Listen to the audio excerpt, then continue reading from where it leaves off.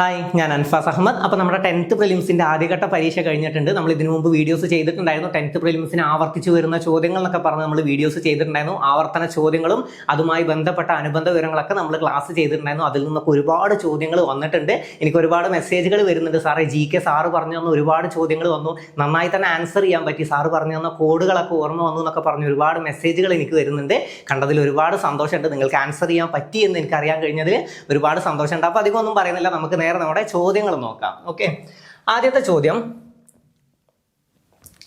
കേരളത്തിലെ പാരമ്പര്യേതര ഊർജ്ജ സ്രോതസ്സുകളെ കുറിച്ച് പഠനം നടത്തുന്ന ഏജൻസി ഏതാണ്? ഓപ്ഷൻ സി ആണ് കേട്ടോ. ഓപ്ഷൻ സി അനേർട്ട് ആണ്. ഓപ്ഷൻ സി അനേർട്ട് ആണ്. നമുക്കത് എങ്ങനെ ഓർത്തു വെക്കാം? നമുക്കത് എങ്ങനെ ഒരു ലോജിക്കലി ചിന്തിച്ചാൽ നമുക്കത് ആൻസറിലേക്ക് കിട്ടാൻ പറ്റും. അതായത് KCB അല്ല നമുക്ക് ഉറപ്പാണ്. KCB അല്ലാന്ന് ഉറപ്പല്ലേ? KCB അല്ലാന്ന് ഉറപ്പാണ്. അപ്പൊ അത് നമുക്ക് കട്ട് ചെയ്ത് കളയാം. പിന്നെ നമ്മൾ എന്ത് നോക്കിയാൽ മതി? ഇ എന്നുള്ളത് ഏതിലാണുള്ളത് നോക്കിയാൽ മതി. ഇവിടെ അല്ലേ ഈ ഉള്ളത്? അനേർട്ടിൽ ഒരു ഇ ഉണ്ട്. ഇത് ഇവിടെ ഇ ഇല്ലേ? അനേർട്ടിൽ ഒരു ഇ ഉണ്ട്. ഇ എന്താണ്? എനർജിയാണ് അല്ലേ? എനർജിയാണ്. ചോദ്യം വെച്ച് നമുക്ക് കണക്ട് ചെയ്ത് ആൻസറിലേക്ക് എത്താൻ പറ്റും. പലരും ചിലപ്പോൾ അത് വിട്ട് കളഞ്ഞിട്ടുണ്ടാവും. എന്നാലും ആൻസർ ഓപ്ഷൻ സി ആണ് കേട്ടോ. ക്രിക്കറ്റ് ബാറ്റ് നിർമ്മിക്കുന്നത് ഏത് മരത്തിന്റെ തടി കൊണ്ടാണ്? ക്രിക്കറ്റ് ബാറ്റ് നിർമ്മിക്കുന്നത് ഏത് മരത്തിന്റെ തടി കൊണ്ടാണ്? പലർക്കും അറിയുന്നതാണ്. ഏതാണ്? വില്ലോ മരത്തിന്റെ തടി കൊണ്ടാണ്. ഓപ്ഷൻ എ ആണ് നമ്മുടെ ഉത്തരം. ഓപ്ഷൻ എ ആണ്. വില്ലോ മരത്തിന്റെ തടി കൊണ്ടാണ് ക്രിക്കറ്റ് ബാറ്റ് നിർമ്മിക്കുന്നത്. ഇനി അടുത്തത്, ഗാന്ധിജി പങ്കെടുത്ത സമരങ്ങൾ കാലഗണനാക്രമത്തിൽ പട്ടികപ്പെടുത്തുക. ഓക്കെ, ക്വിറ്റ് ഇന്ത്യ സമരം, ചമ്പാരൻ സത്യാഗ്രഹം, ചൗരി ചൗര സമരം, പിന്നെ നിസ്സഹകരണ സമരം. ഇത് ചിലപ്പോൾ പലർക്കും ചിലപ്പോൾ കാലഗണനാക്രമം ചോദിച്ചപ്പോൾ ചിലപ്പോൾ കിട്ടിയിട്ടുണ്ടാവില്ല. പക്ഷെ ഒരെണ്ണം അറിഞ്ഞാൽ തന്നെ നമുക്ക് ആൻസറിലേക്ക് എത്താൻ പറ്റും. ഇത് ചിലപ്പോൾ ഡിലീറ്റ് ആയി പോകാനും ചാൻസ് ഉണ്ട് കേട്ടോ. ഓക്കെ, കാലഗണനാക്രമം നമുക്ക് ഉത്തരം വരെ ഓപ്ഷൻ ഡി ആണ്. അത് എങ്ങനെ കിട്ടുമെന്ന് ഞാൻ പറഞ്ഞുതരാം. നമുക്കൊക്കെ അറിയാം, ചമ്പാരൻ സത്യാഗ്രഹം നമ്മളൊക്കെ പഠിച്ചിട്ടുണ്ട് അല്ലേ? ഗാന്ധിജിയുടെ നേതൃത്വത്തിൽ നടന്ന ആദ്യത്തെ, നമ്മൾ എപ്പോഴും പഠിക്കുന്നതല്ലേ ചമ്പാരൻ സത്യാഗ്രഹം. പിന്നെ അതുപോലെ തന്നെ പഠിച്ചിട്ടുണ്ട് അഹമ്മദാബാദ് തുണിമിൽ സമരം അല്ലേ? ഗാന്ധിജിയുടെ നേതൃത്വത്തിൽ നടന്ന ആദ്യത്തെ നിരാഹാര സമരം എന്നൊക്കെ ചോദിച്ചാൽ അത് അഹമ്മദാബാദ് ആണ്. ഇതിന്റെയും വർഷം നമുക്കറിയാം 1917 അല്ലേ? 1917 അപ്പൊ നമുക്ക് ഇത് അറിയാം. ഒന്നാമത്തെ ഏതാണ്? ഒന്നാമത്തെ ഏത് വരും? ചമ്പാരൻ സത്യാഗ്രഹം വരും എന്ന് അറിയാം. അപ്പൊ നമുക്ക് ഏതൊക്കെ ക്യാൻസൽ ചെയ്ത് കളയാം? 4 ആദ്യം വരില്ല. പിന്നെ ഏതാണ്? 1 ആദ്യം വരില്ല. ബിയോ ഡിയോ ആവും ഉത്തരം. പിന്നെ ഈ ബി നോക്കിക്കഴിഞ്ഞാൽ രണ്ടാമത് വരുന്നത് ഏതാണ്? ക്വിറ്റ് ഇന്ത്യ സമരമാണ്. ഗാന്ധിജി വന്നിട്ട് ആദ്യം തന്നെ പോയിട്ട് ക്വിറ്റ് ഇന്ത്യ എന്ന് പറഞ്ഞിട്ടില്ലല്ലോ.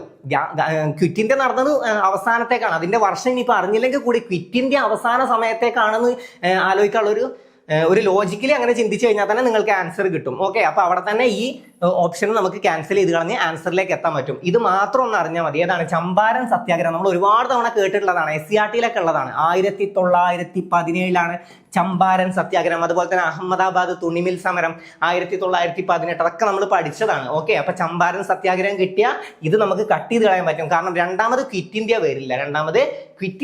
വരില്ല. പിന്നെ ഇതിന്റെ വർഷം നമുക്ക് അറിയണല്ലേ? ചൗരി ചൗര സംഭവം 1922 1922 നമുക്ക് കണക്ട് ചെയ്യാൻ വേണ്ടിയിട്ട് അതിൽ എത്ര പോലീസുകാരാണ് മരണപ്പെട്ടത്? 22 പോലീസുകാർ. 22 അങ്ങനെയൊക്കെ കണക്ട് ചെയ്യാനൊക്കെ പറഞ്ഞു തന്നതാണ്. അപ്പൊ അതിന്റെ ഉത്തരം വരികയാണെങ്കിൽ ഓപ്ഷൻ ഡി വരും കേട്ടോ. ഓപ്ഷൻ ഡി ആണ് ഉത്തരം വരിക. അല്ലെങ്കിൽ അത് ചിലപ്പോൾ ക്യാൻസൽ ചെയ്ത് പോകാനും ചാൻസ് ഉണ്ട്. അടുത്തത് നോക്കാം.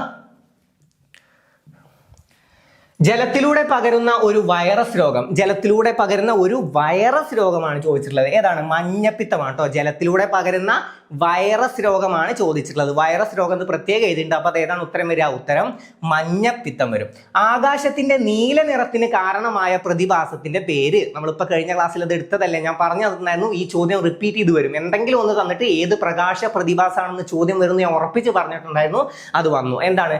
വിസരണം. പിന്നെ ആകാശത്തിന്റെ നീല നിറത്തിന് കാരണം കണ്ടെത്തിയത് റെയ്ലി പ്രഭുവാണ് അല്ലേ? കടലിന്റെ നീല നിറത്തിന് കാരണം വിശദീകരിച്ചത് ആരാണ്? അത് CV രാമനാണ്. അതൊക്കെ നമ്മൾ പഠിച്ചതാണ്. പിന്നെ പെൻസിൽ ഇങ്ങനെ കുത്തി വെക്കുമ്പോൾ അങ്ങനെ ഓരോന്നും നമ്മൾ പഠിച്ചതാണ് അല്ലേ? അപ്പോൾ അതിന്റെ ഉത്തരം എന്താ വരിക? ഓപ്ഷൻ ബി ആണ് കേട്ടോ. ഓപ്ഷൻ ബി ആണ്. ആകാശത്തിന്റെ നീല നിറത്തിന് കാരണമായ പ്രതിഭാസത്തിന്റെ പേരെന്താന്ന് ചോദിച്ചാൽ അത് വിസരണമാണ്. ഏതാണ്? വിസരണമാണ്. ശരിയാക്കിയിട്ടുണ്ടാവുമെന്ന് പ്രതീക്ഷിക്കുന്നു. ഓക്കെ, അടുത്തത് നോക്കാം. 2022 ഫിഫ വേൾഡ് കപ്പുമായി ബന്ധപ്പെട്ട് താഴെ പറയുന്നതിൽ ശരിയായവ ഏതെല്ലാം? നമ്മുടെ ഉത്തരം ഏതാണ് വരിക? ഓപ്ഷൻ ബി ആണ് കേട്ടോ. ബ്രസീൽ 2ാം സ്ഥാനം കരസ്ഥമാക്കി. 2ാം സ്ഥാനം ഏതിനാണ്? ഫ്രാൻസിനാണ്. 2ാം സ്ഥാനം കരസ്ഥമാക്കിയത് ഫ്രാൻസ് ആണ് അല്ലെ? നമുക്കൊക്കെ അറിയാം 2ാം സ്ഥാനം കരസ്ഥമാക്കിയത് ഫ്രാൻസ് ആണ്, ബ്രസീൽ അല്ല. അപ്പൊ ഇത് തെറ്റാണ്. 1, 2, 4 എന്നിവയാണ് ശരി. ഓപ്ഷൻ ബി ആണ് നമ്മുടെ ഉത്തരം വരിക. ഇനി താഴെ പറയുന്നവയിൽ മത്സ്യ ഇനത്തിൽ പെടാത്തവ ഏത്? ഏതാണ് ഉത്തരം വരിക? ചെമ്മീനാണ് കേട്ടോ. ചെമ്മീനാണ് മത്സ്യ ഇനത്തിൽ പെടാത്തവ. ഇനി ലോകത്തിലെ ആദ്യത്തെ 6G പരീക്ഷണ ഉപഗ്രഹം വിക്ഷേപിച്ച രാജ്യം ഓപ്ഷൻ സി ചൈനയാണ്. Option C China. അപ്പൊ അതും കിട്ടിയിട്ടുണ്ടാവും. അടുത്ത നോക്കാം. ഇത് നോക്ക്, കേരള ഗാന്ധി. കേരള ഗാന്ധി ഞാൻ പറഞ്ഞു തന്നിട്ടുണ്ടായിരുന്നു. കേരള ഗാന്ധി, അതിർത്തി ഗാന്ധി, മയ്യഴി ഗാന്ധി, ഓരോന്നും ഞാൻ പറഞ്ഞു തന്നിട്ടുണ്ടായിരുന്നു. അതിൽ ഞാൻ പ്രത്യേകം എടുത്ത് പറഞ്ഞു കേരള അല്ലേ, കേരള എന്നിങ്ങനെ എഴുതി അതിലൊന്ന് കളഞ്ഞു കഴിഞ്ഞാൽ കേരള, അങ്ങനെ കണക്ട് ചെയ്യാനൊക്കെ ഞാൻ പറഞ്ഞു തന്നിട്ടുണ്ടായിരുന്നു. കേരള ഗാന്ധി ചോദിച്ചാൽ അതിലത്തെ കേരളത്തെ രാ ഒന്ന് കട്ട് ചെയ്ത് കളഞ്ഞാൽ കേള എന്നുള്ളത് കിട്ടും. ആരാണ്? കേളപ്പനാണ് കേരള ഗാന്ധി എന്നറിയപ്പെടുന്നത് അല്ലേ. കേരള ഗാന്ധി എന്നറിയപ്പെടുന്ന ആരാണ്? കേളപ്പനാണ്. അതിർത്തി ഗാന്ധി ഞാൻ പറഞ്ഞു തന്നിട്ടുണ്ടായിരുന്നു. ഇവിടെ ഖാൻ അബ്ദുൽ ഗാഫർ ഖാൻ അല്ലേ. ഈ അബ്ദുൽ ഗാഫർ എന്താണ്? ഈ രണ്ട് ഖാനുമാരുടെയും അതിർത്തിയാണ്. ഇവിടെ ഒരു അതിർത്തി ആയിട്ട് നിൽക്കുകയാണ് അല്ലേ. അങ്ങനെ ഞാൻ പറഞ്ഞു തന്നിട്ടുണ്ടായിരുന്നു. അതിർത്തി ഗാന്ധി എന്നറിയപ്പെടുന്നത് ഖാൻ അബ്ദുൽ ഗാഫർ ഖാൻ ആണ്. കേരള ഗാന്ധി, കേരളത്തെ രാ എടുത്ത് മാറ്റിയ എന്താണ്? കേള. അപ്പൊ കേളപ്പനാണ് കേരള ഗാന്ധി എന്നറിയപ്പെടുന്നത്. മയ്യഴി ഗാന്ധി IK കുമാരൻ മാസ്റ്റർ ആണ്. ബീഹാർ ഗാന്ധി ആരാണ്? ഡോക്ടർ രാജേന്ദ്ര പ്രസാദ് ആണ്. ഞാൻ ചോദ്യം വരുന്നു പറഞ്ഞിട്ടുണ്ടായിരുന്നു. അപ്പൊ ഇനിയും വരാൻ ചാൻസ് ഉണ്ട്. ഇനി ചിലപ്പോൾ മയ്യഴി ഗാന്ധി വരും, അല്ലെങ്കിൽ അതിർത്തി ഗാന്ധി വരും. ഓക്കെ, അപ്പൊ ശ്രദ്ധിച്ച് പഠിച്ചിട്ട് പോകാം കേട്ടോ. അപ്പൊ ഇതെന്താ ഉത്തരം വരുന്നത്? എന്താണ്? കേളപ്പനാണ്. കേരള ഇത് രാ എടുത്ത് മാറ്റിയ കേള. ഓക്കെ. ലോട്ടറി ആരംഭിച്ച ആദ്യ ഇന്ത്യൻ സംസ്ഥാനം ഏതാണ്? കേരളമാണ് കേട്ടോ. ലോട്ടറി ആരംഭിച്ച ആദ്യ ഇന്ത്യൻ സംസ്ഥാനം ഏതെന്ന് ചോദ്യം വന്നാൽ അത് കേരളമാണ്. ഇനിയും ചിലപ്പോൾ ചോദ്യം പ്രതീക്ഷിച്ചോ. അപ്പൊ ഇതൊന്ന് പഠിച്ചിട്ട് പോയിക്കോട്ടെ. കേരളമാണ് ലോട്ടറി ആരംഭിച്ച ആദ്യത്തെ ഇന്ത്യൻ സംസ്ഥാനം. ഇന്ത്യയുടെ ആദ്യത്തെ ആഭ്യന്തര വകുപ്പ് മന്ത്രി ആരായിരുന്നു? ആരാണ്? സർദാർ വല്ലഭായ് പട്ടേലാണ്. സർദാർ വല്ലഭായ് പട്ടേലാണ്. ഓപ്ഷൻ സി ആണ് കേട്ടോ. ഇന്ത്യയുടെ ആദ്യത്തെ ആഭ്യന്തര വകുപ്പ് മന്ത്രി ആരാന്ന് ചോദിച്ചാൽ സർദാർ വല്ലഭായ് പട്ടേലാണ്. ഇദ്ദേഹത്തിനൊക്കെ ഇനിയും ചോദിക്കൂട്ടെ. ഇദ്ദേഹം ദാദാഭായ് നവറോജി, ബാലഗംഗാധര തിലക്, ഇതൊക്കെ ഇനിയും ചോദ്യം വരും. അപ്പൊ ഒന്ന് പഠിച്ചു വെച്ചിട്ട് പോയിക്കോ. സർദാർ വല്ലഭായ് പട്ടേൽ ഇന്ത്യയുടെ ഉരുക്കു മനുഷ്യൻ എന്നറിയപ്പെടുന്നത് ആരെന്ന് അപ്പൊ ചോദ്യം വന്നാൽ സർദാർ വല്ലഭായ് പട്ടേലാണ്. മൗലികാവകാശങ്ങളുടെ ശില്പി എന്നറിയപ്പെടുന്നത് ആരെന്ന് ചോദിച്ചാലും സർദാർ വല്ലഭായ് പട്ടേലാണ്. പക്ഷെ മൗലികാവകാശങ്ങളുടെ സംരക്ഷകൻ എന്നറിയപ്പെടുന്നത് സുപ്രീം കോടതിയാണ്. സുപ്രീം കോടതിക്ക് റിട്ട് പുറപ്പെടുവിക്കാനുള്ള ഇതിനെ പറ്റി പറയുന്ന ആർട്ടിക്കിൾ ഏതാണ്? ആർട്ടിക്കിൾ 32 ആണ്. നമ്മളോട് ഇതിൽ ചോദ്യം വന്നിട്ടില്ലേ? ഹൈക്കോടതിക്കാണ് ചോദിച്ചുള്ളത്. ഹൈക്കോടതിക്ക് 226 ആണ്. ഓക്കെ, പഠിച്ചിട്ട് പോവാം. ഓക്കെ, അപ്പോൾ സർദാർ വല്ലഭായ് പട്ടേലാണ് ഇന്ത്യയുടെ ഉരുക്കു മനുഷ്യൻ എന്നറിയപ്പെടുന്നത്. മഹാത്മാഗാന്ധി 1931 ആരംഭിച്ച മാസികയുടെ പേര് എന്തായിരുന്നു? ഞാൻ പഠിച്ചതല്ല, കഴിഞ്ഞ ക്ലാസ്സിൽ എപ്പോൾ പറഞ്ഞു പോയിട്ടേ ഉള്ളൂ. അവസാനം പറഞ്ഞതാണ് അല്ലേ. അദ്ദേഹത്തിന്റെ പത്രങ്ങളൊക്കെ നമ്മൾ പഠിച്ചതായിരുന്നു. അതിൽ ഏതൊക്കെ പഠിച്ചു? യങ് ഇന്ത്യ നമ്മൾ പഠിച്ചിരുന്നു അല്ലേ. Harijan, young India, Indian opinion, ഇതൊക്കെ ആരുടെയാണ്? മഹാത്മാഗാന്ധിയുടെയാണ് നമ്മൾ പഠിച്ചു. പിന്നെയും പഠിച്ചു ന്യൂ ഇന്ത്യ, കോമൺവെൽത്ത്, ഇതൊക്കെ ആരാണ്? ആനി ബസന്റിന്റെ ആണ് നമ്മൾ പഠിച്ചു. മറാത്ത, കേസരി, ബാലഗംഗാധര തിലകിന്റെ ആണ് നമ്മൾ പഠിച്ചു. മൂക് നായക് ആരുടെയാണ്? അംബേദ്കറിന്റെ ആണ് നമ്മൾ പഠിച്ചു അല്ലെ. അപ്പൊ ഇതെന്താണ് ഉത്തരം? യങ് ഇന്ത്യ ആണ് കേട്ടോ. യങ് ഇന്ത്യ ആണ് നമ്മുടെ ഉത്തരം. ന്യൂ ഇന്ത്യ ആരുടെ എന്ന് ചോദിച്ചാൽ ആനി ബസന്റിന്റെ ആണ്. അപ്പൊ ഇതിന്റെ ഉത്തരം കിട്ടുമല്ലോ, യങ് ഇന്ത്യ അല്ലെ, മഹാത്മാഗാന്ധിയുടെ ആണ് യങ് ഇന്ത്യ. അപ്പൊ ഇനി പഠിച്ചു വെച്ചോ, ചിലപ്പോൾ ഹരിജൻ ചോദ്യം വരും അല്ലെ. Harijan, young India, Indian opinion, ഇതൊക്കെ ആരുടെയാണ്? മഹാത്മാഗാന്ധിയുടെ. ചിലപ്പോൾ അത് അടുത്ത ക്ലാസ്സിൽ അടുത്ത എക്സാമിൽ ചോദ്യം വരിക ഹരിജനാവും. അപ്പൊ ശ്രദ്ധിച്ച് പഠിച്ചു വെക്കുക. സർദാർ വല്ലഭായ് പട്ടേലൊക്കെ അറിഞ്ഞു വെക്കണേ. മൗലികാവകാശങ്ങളുടെ ശില്പി, മൗലികാവകാശങ്ങളെ പറ്റി പ്രതിപാദിക്കുന്ന ഭാഗം എപ്പോഴും ചോദ്യം വരാറുണ്ട്. ഭാഗം 3 ആണ്. ഭാഗം 3. ഓക്കെ, അപ്പൊ അതൊക്കെ ഒന്ന് അറിഞ്ഞു വെക്കുക. അടുത്ത് നോക്കാം. കാർഡമൺ കുന്ന് ഏത് സംസ്ഥാനത്താണ് സ്ഥിതി ചെയ്യുന്നത്? എവിടെയാണ്? കേരളത്തിലാണ് സ്ഥിതി ചെയ്യുന്നത്. ഓപ്ഷൻ എ ആണ് നമ്മുടെ ഉത്തരം. നാഥുല ചുരം ഏത് സംസ്ഥാനത്താണ് സ്ഥിതി ചെയ്യുന്നത്? എവിടെയാണ്? സിക്കിമിലാണ് കേട്ടോ. സിക്കിമിലാണ്. നാഥുല ചുരം സിക്കിമിലാണ്. സിക്കിമാണ്. ജയന്തിയ കുന്ന് ഏത് സംസ്ഥാനത്താണ് സ്ഥിതി ചെയ്യുന്നത്? എവിടെയാണ്? മേഘാലയയിലാണ് അല്ലെ. എവിടെയാണ്?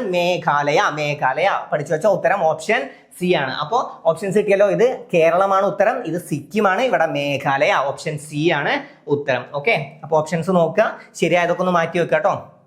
പിന്നെ കിട്ടാത്ത ഭാഗങ്ങൾ ചിലപ്പോൾ അറിയുന്നത് തന്നെ ചിലത് തെറ്റിപ്പോയിട്ടുണ്ടാവും. അത് ഏതൊക്കെയൊന്നും കൂടെ ഒന്ന് മാർക്ക് ചെയ്ത് വെക്കാം. നല്ല റിവിഷൻ ഇല്ലാത്തതിന്റെ കുഴപ്പമാവും. ഓക്കെ, പിന്നെ ഗുരുവായൂർ സത്യാഗ്രഹം ഏത് വർഷത്തിലാണ് നടന്നത്? ഞാൻ പറഞ്ഞു തന്നു. ഉഗുനി അല്ലേ, ഞാൻ പറഞ്ഞു തന്നില്ലേ? ഉഗുനി എന്ന് ഞാൻ പറഞ്ഞു തന്നിട്ടുണ്ടായിരുന്നു. എന്താണ് ഉഗുനി? എന്താണ്? ഉപ്പ് സത്യാഗ്രഹം 30 ഉപ്പ് സത്യാഗ്രഹം 31 ഗുരുവായൂർ സത്യാഗ്രഹം നിവർത്തന പ്രക്ഷോഭം 32 ഉഗുനി ഞാൻ പറഞ്ഞു തന്നിട്ടുണ്ടായിരുന്നു, അത് പറഞ്ഞതാണ്. ഓക്കെ, അപ്പൊ 31 ഏത് സത്യാഗ്രഹം?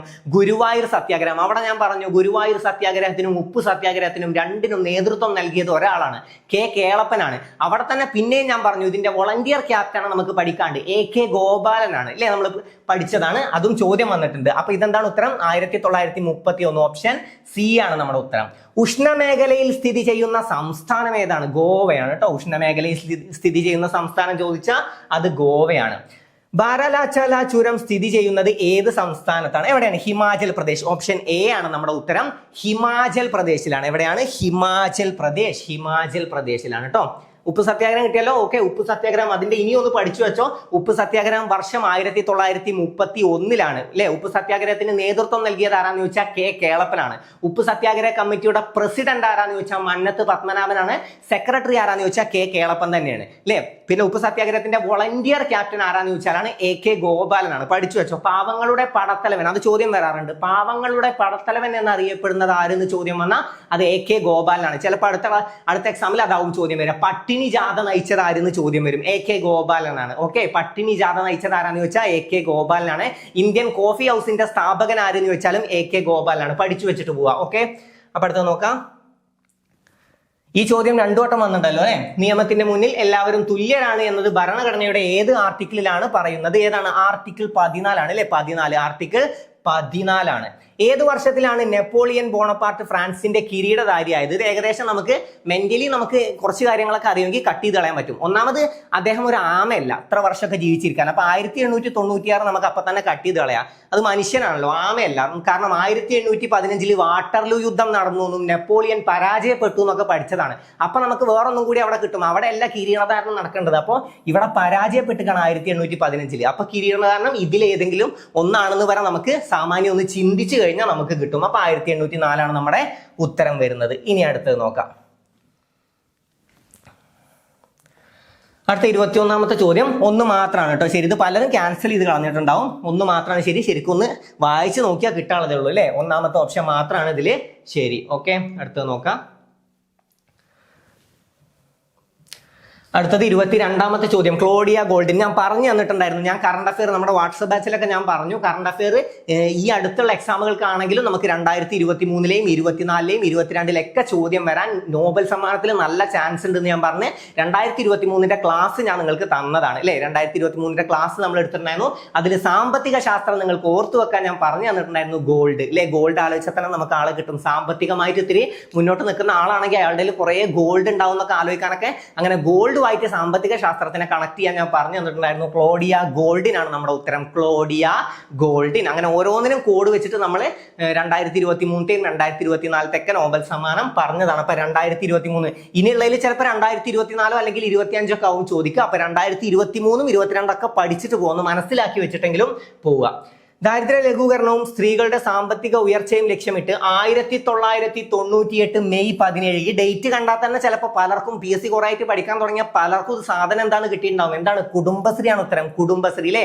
1998 മെയ് 17 അല്ലെ. മെയ് 17 പദ്ധതി ആരംഭിച്ചത്. ഓക്കെ, അപ്പൊ അതേതാണ്? കുടുംബശ്രീ പദ്ധതിയാണ് കേട്ടോ. കുടുംബശ്രീ പദ്ധതിയാണ്. അടുത്തത് നോക്കാം. 1996 മാർച്ച് 14 നിലവിൽ വന്ന കേരള സംസ്ഥാന വനിതാ കമ്മീഷന്റെ ആദ്യ ചെയർപേഴ്സൺ ആയ കവയിത്രി ആരാണ്? സുഗതകുമാരിയാണ് അല്ലെ. സുഗതകുമാരിയാണ് ഉത്തരം. സുഗതകുമാരിയാണ്. വടക്കുകിഴക്കൻ ഇന്ത്യയിലെ ഏറ്റവും വലിയ ശുദ്ധജല തടാകമായ ലോക്തക്കിൽ സ്ഥിതി ചെയ്യുന്ന ചലിക്കുന്ന ദേശീയോദ്യാനം ഏതാണ്? കെയ്ബുൾ ലംജാവോ. ഓക്കെ, കെയ്ബുൾ ലംജാവോ ആണ്. ഒന്ന് ഓർത്തു വെക്കാൻ ഞാൻ ഒരു കാര്യം പറഞ്ഞു തരട്ടെ. ഇതിൽ എന്താ കൊടുത്തിരിക്കുന്നത്? ചലിക്കുന്ന ദേശീയോദ്യാനം. ചലിക്കുക എന്ന് പറഞ്ഞാൽ അങ്ങോട്ട് നടക്കുക എന്നൊക്കെ ആലോചിച്ചൂടെ. ചലിക്കുക എന്ന് പറഞ്ഞാൽ നമ്മൾ മറ്റേ ഭീഷ്മ സിനിമയിലൊക്കെ കണ്ടിട്ടില്ലേ? നീച്ച് പോകാൻ വേണ്ടി പറയുന്നത് എന്താ പറയാ? ജാവോ എന്ന് പറയില്ലേ. അപ്പൊ ആ ജാവോ വെച്ച് കണക്ട് ചെയ്ത് നമുക്കത് ചലിക്കണതും കണക്ട് ചെയ്തൂടെ. ജാവോ വെച്ചിട്ട് നമുക്ക് ചലിക്കുന്നതിനെയും കണക്ട് ചെയ്യാം. അപ്പൊ ചലിക്കുന്നത് ജാവോ വെച്ചിട്ട് കണക്ട് ചെയ്യാം കേട്ടോ. ചലിക്കുന്നത് ജാവോ വെച്ചിട്ട് കണക്ട് ചെയ്യാം. ജാവോ വെച്ച് കിട്ടുമല്ലോ. ജാവോ എന്ന് പറഞ്ഞാൽ ചലിക്കുക. അങ്ങനെ ആലോചിച്ച് വെച്ചാൽ മതി. ഇനി ഈ ചോദ്യം വന്നാൽ കിട്ടാൻ വേണ്ടിയിട്ടാണ് ജാവോ എന്നുള്ളതിനെ ചലിക്കുന്നത് വെച്ചിട്ട് കണക്ട് ചെയ്ത് വെക്കുക. ഓക്കെ, അപ്പൊ അടുത്ത ചോദ്യം നോക്കാം. ദക്ഷിണേന്ത്യയിൽ പല്ലവരുടെ കാലത്ത് രൂപപ്പെട്ട ക്ഷേത്ര നിർമ്മാണ ശൈലി ഏത് പേരിൽ അറിയപ്പെടുന്നു? ഇത് സാമാന്യ ബോധത്തിൽ നമുക്കൊന്ന് വായിച്ചു നോക്കിയാൽ കിട്ടും. ഇത് നമ്മൾ ഇതിന്റെ ഒന്നും അറിയില്ലെങ്കിലും സാധാരണ ഒരു ഇത് വെച്ചിട്ട്, ഒന്നാമത് ഗോത്തിക് ശൈലി യൂറോപ്യന്മാർ കൊണ്ടുവന്നാൽ നമുക്ക് പലർക്കും ചിലപ്പോൾ അറിയില്ല. ഇനിയിപ്പോൾ അറിഞ്ഞില്ലെങ്കിൽ കൂടി ഈ പല്ലവര് എന്തായാലും ഇങ്ങനെ ഗോത്തിക് ശൈലി, പിന്നെ അതുപോലെ തന്നെ ബൈസാന്റിയൽ ശൈലി, ഇങ്ങനത്തെ പേരുകൾ ഇടൂല. ഇതൊന്ന് വായിച്ചു നോക്ക്. ദ്രാവിഡ ശൈലി, ഇങ്ങനത്തെ പേരുകളല്ലേ പല്ലവർ ഇടുള്ളൂ. അപ്പൊ ആ പേര് വെച്ച് നമുക്ക് സിമ്പിൾ ആയിട്ട് ആൻസറിലേക്ക് എത്താൻ പറ്റുന്നല്ലേ. ഇവിടെ പേര് നോക്ക്, കരോലിൻജിയൻ ശൈലി, ഇങ്ങനെയൊന്നും എന്തായാലും പല്ലവര് പേരിടൂല. പല്ലവര് പേരിടുന്ന എന്താണ്? ദ്രാവിഡ ശൈലി, അങ്ങനത്തെ ഓരോ വാക്കുകളൊക്കെ അവർക്ക് വരുള്ളൂ. അപ്പൊ ദ്രാവിഡ ശൈലി അങ്ങനെ കണക്ട് ചെയ്തിട്ടായാലും ആൻസറിലേക്ക് എത്താൻ പറ്റിയിരുന്നു. ഓക്കെ, ചിലപ്പോൾ പലരും സ്കിപ്പ് ചെയ്തിട്ടുണ്ടാവും, കുഴപ്പമില്ല. പിന്നെ അടുത്ത സാധനം, വാദിക്കാനും ജയിക്കാനുമല്ല അറിയാനും അറിയിക്കാനുമാണ്. ശ്രീനാരായണ ഗുരു ഞാൻ ഒരുപാട് തവണ പറഞ്ഞു തന്നാണ്. ശ്രീനാരായണ ഗുരു ചോദ്യം വരുമെന്ന് പറഞ്ഞിട്ടുണ്ടായിരുന്നു. അരുവിപ്പുറം പ്രതിഷ്ഠ പ്രത്യേകം ഞാൻ പറഞ്ഞു തന്നിട്ടുണ്ടായിരുന്നു, ചോദ്യം വന്നിട്ടുണ്ട്. ഇതെന്താണ്? വാദിക്കാനും ജയിക്കാനുമല്ല അറിയാനും അറിയിക്കാനുമാണ്. സാമാന്യം ചിന്തിച്ചാൽ നമുക്ക് കിട്ടുമല്ലോ. ശ്രീനാരായണ ഗുരുവാണ് ആലുവയിൽ സർവ്വമത സമ്മേളനം നടത്തിയത്. 1924 അല്ലെ, 1924 ആലുവ സർവ്വമത സമ്മേളനം നടന്നത്. അപ്പൊ അവിടെ സർവ്വമത സമ്മേളനം ആലോചിച്ചാൽ മതി. വാദിക്കാനോ ജയിക്കാനോ ഒന്നും അല്ല വിളിച്ചു വരുത്തുന്നത്. ഓക്കെ, അറിയാനും അറിയിക്കാനുമാണ്. അപ്പൊ സാമാന്യം ചിന്തിച്ചാൽ കിട്ടും. അത് വിളിച്ചു കൂട്ടിയ സാമൂഹിക പരിഷ്കർത്താവ് ആരാന്നാണ് ചോദ്യം. അത് ശ്രീനാരായണ ഗുരുവാണ്. നമ്മൾ പഠിച്ചതാണ് അല്ലെ, ശ്രീനാരായണ ഗുരുവാണ്. ശ്രീനാരായണ ഗുരു. സഞ്ചാര സ്വാതന്ത്ര്യത്തിനായി കേരളത്തിൽ നടന്ന പ്രക്ഷോഭമായ വൈക്കം സത്യാഗ്രഹത്തോടനുബന്ധിച്ച് സവർണ ജാഥ സംഘടിപ്പിച്ചത് ആര്? ഞാൻ പലവട്ടം എൻ്റെ ഒരുവിധം ക്ലാസ്സിലൊക്കെ ഞാൻ റിപ്പീറ്റ് ചെയ്ത് ഞാൻ പറയുന്നുണ്ട്. നിങ്ങൾ വൈക്കം സത്യാഗ്രഹം പഠിക്കുകയാണെങ്കിൽ അതിന്റെ വർഷം പഠിച്ചില്ലെങ്കിലും കുഴപ്പമില്ല. മീൻസ് അതിന് നേതൃത്വം നൽകിയത് ആരെന്ന് പഠിച്ചില്ലെങ്കിലും ഈ സവർണ ജാഥക്ക് നേതൃത്വം നൽകിയത് ആരെന്ന് ഒന്ന് പഠിച്ചിട്ട് പോകും. ഞാൻ എപ്പോഴും പറയലുണ്ട്, പഠിച്ചിട്ട് പോയിക്കോ. മന്നത്ത് പത്മനാഭനാണ്. എല്ലാവരും ആൻസർ ചെയ്തിട്ടുണ്ടാവും. എൻ്റെ ക്ലാസ്സുകൾ കണ്ടവരൊക്കെ ആൻസർ ചെയ്തിട്ടുണ്ടാവും എന്നുള്ള ഒരു കോൺഫിഡൻസ് എനിക്കുണ്ട്. ഇനിയിപ്പോൾ ആരെങ്കിലും പുതിയതായിട്ട് കാണുന്നുണ്ടെങ്കിൽ പഠിച്ചു പോയിക്കോ. വൈക്കം സത്യാഗ്രഹത്തോട് അനുഭവം പ്രകടിപ്പിച്ച് സവർണ ജാഥക്ക് നേതൃത്വം നൽകിയത് ആരാന്ന് ചോദിച്ചാൽ മന്നത്ത് പത്മനാഭനാണ്. വൈക്കം സത്യാഗ്രഹത്തിന് നേതൃത്വം നൽകിയത് TK മാധവനാണ് അല്ലെ. വൈക്കം സത്യാഗ്രഹം നടന്ന വർഷം 1924 1924 വൈക്കം സത്യാഗ്രഹം നടന്നത്. നേതൃത്വം നൽകിയത് പഠിച്ചോ, TK മാധവൻ. ഇതെന്തായാലും പഠിച്ചോ, മന്നത്ത് പത്മനാഭൻ. ഈ മന്നത്ത് പത്മനാഭനെ പറ്റി പഠിക്കുമ്പോഴൊക്കെ ഞാൻ പറഞ്ഞുതരും. കേരള മദൻ മോഹൻ മാളവ്യ എന്നറിയപ്പെടുന്നത് ആര്? അദ്ദേഹത്തിന് അങ്ങനെ വിശേഷിപ്പിച്ചത് ആര്? ഭാരതകേസരി എന്നറിയപ്പെടുന്നത് ആര്? അദ്ദേഹത്തിന് അങ്ങനെ വിശേഷിപ്പിച്ചത് ആര്? ചോദ്യം വന്നില്ലേ? വരും, ചോദ്യം വരും. ഞാൻ ഉറപ്പിച്ച് പറയാം, ഇങ്ങനത്തെ ചോദ്യങ്ങൾ വരും. PSCക്ക് ഭയങ്കര ഇഷ്ടമാണ് ഈ ചോദ്യം. ഇത് പിന്നെയും ഇനി ഇപ്പൊ ചോദിച്ചത് വെച്ച് നോക്കണ്ട, ഇനിയും വരും. ഓക്കെ, അപ്പോൾ സവർണ ജാഥക്ക് നേതൃത്വം നൽകിയത് ആരെന്ന് ചോദ്യം വന്നാൽ മന്നത്ത് പത്മനാഭൻ. ധൈര്യമായിട്ട് ആൻസർ ചെയ്തോളാം. മന്നത്ത് പത്മനാഭൻ. ഭാരതകേസരി, കേരള മദൻ മോഹൻ മാളവ്യ അല്ലെ. സർദാർ KM പണിക്കറാണ് വിശേഷിപ്പിച്ചത് കേരള മദൻ മോഹൻ മാളവ്യ എന്ന്. ആരിനെ? മന്നത്ത് പത്മനാഭനെ. ഭാരതകേസരി എന്ന് വിശേഷിപ്പിച്ചത് ആരാണ്? ഞാൻ പഠിപ്പിച്ചു തന്നല്ലേ. ഭാരതകേസരി എന്ന് വിശേഷിപ്പിച്ചത് ആരാണ്? ഡോക്ടർ രാജേന്ദ്ര പ്രസാദ് ആണ്. ഓക്കെ, അപ്പൊ പഠിച്ചു വെക്കുക. ഇനി അടുത്തത്, ധാതുക്കളുടെ ഹൃദയഭൂമി എന്നറിയപ്പെടുന്ന പീഠഭൂമി ഏതാണ്? ഛോട്ടാ നാഗ്പൂർ പീഠഭൂമിയാണ് അല്ലെ. ഛോട്ടാ നാഗ്പൂർ പീഠഭൂമിയാണ്. ഛോട്ടാ നാഗ്പൂർ പീഠഭൂമി. ഇതിനെയും ചോദ്യം വരും, പഠിച്ചു വെച്ചോ. ധാതുക്കളുടെ ഹൃദയഭൂമി എന്നറിയപ്പെടുന്ന പീഠഭൂമിയാണ് ഛോട്ടാ നാഗ്പൂർ പീഠഭൂമി. ചോളന്മാരുടെ തലസ്ഥാനമായ തഞ്ചാവൂരിൽ സ്ഥിതി ചെയ്യുന്നതും യുനെസ്കോ ലോക പൈതൃക കേന്ദ്രമായി പ്രഖ്യാപിച്ചിട്ടുള്ളതുമായ ലോക പ്രശസ്ത ക്ഷേത്രം ഏതാണ്? ഓപ്ഷൻ A ആണ് കേട്ടോ. ബൃഹദീശ്വര ക്ഷേത്രമാണ്. ബൃഹദീശ്വര ക്ഷേത്രം ഒന്ന് അറിഞ്ഞു വെച്ചോ.